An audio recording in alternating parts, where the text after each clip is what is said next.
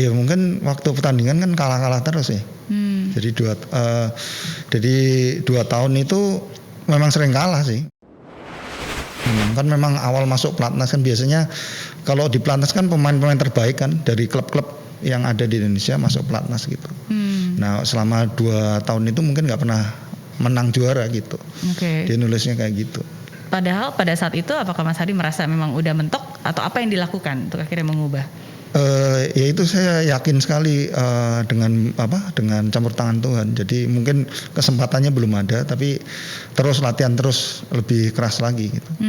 Apakah ada strategi atau teknik yang dirubah pada saat itu? Oh nggak ada sih. Nggak ada.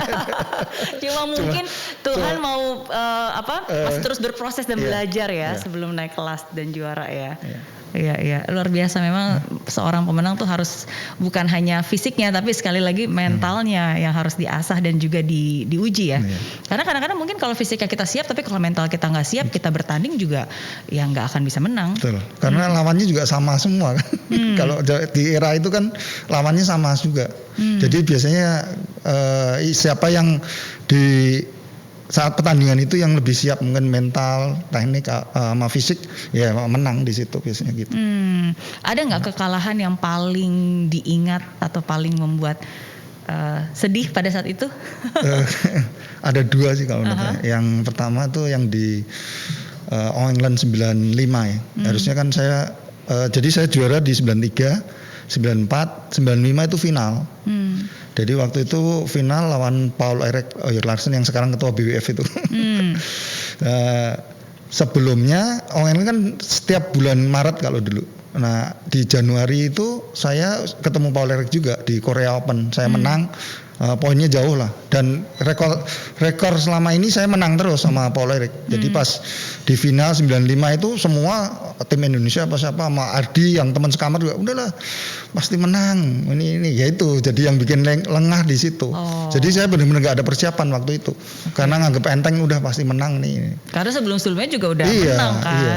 Terus pelajarannya di situ bahwa ketemu siapapun kita harus siap dan nggak boleh ngeremehin lawan gitu. Jadi pas di lapangan jadinya karena nggak siap sana mainnya lebih bagus. Jadi ngerasa kok susah bolanya susah gitu. Jadi kalah di situ.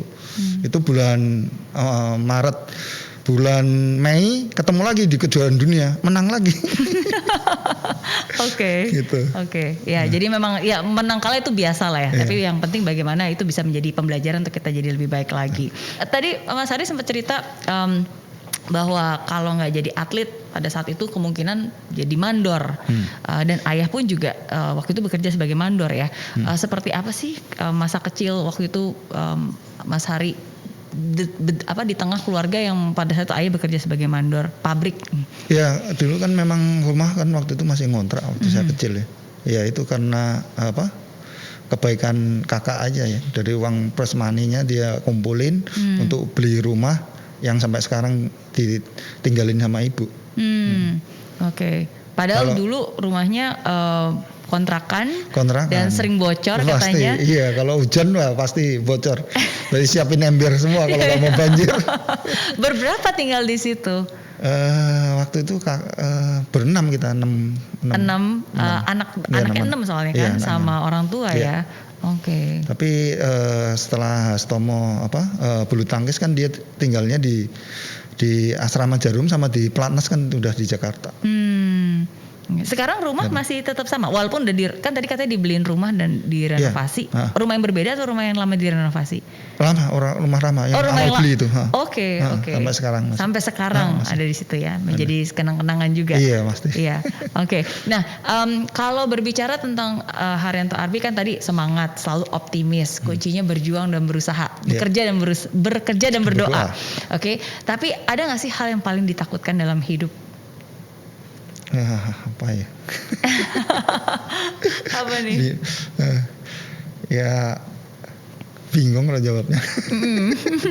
Karena selalu yakin sih. Selalu yakin. Ada campur tangan Tuhan ya. Iya. Ya karena kalau kita hidup dengan Tuhan mah nggak ada yang perlu ditakutkan. Karena sebesar apapun masalah kita ya Tuhan kita lebih besar yang akan bisa membantu kita untuk men-solve masalah itu. Kekalahan bisa dirubah jadi kemenangan, ya kan. Kesulitan bisa dirubah jadi kesempatan. Dan itu sudah terbukti berkali-kali dalam kehidupan Mas Hari.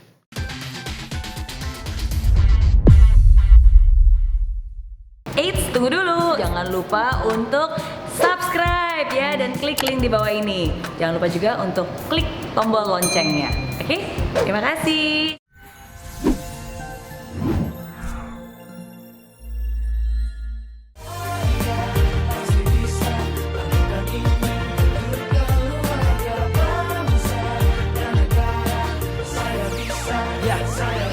Laksana bumi tanpa hujan, hidup tanpa tujuan, kering dan mati tanpa hijaunya tumbuhan. Demikian kalau mimpi tak kunjung terjadi.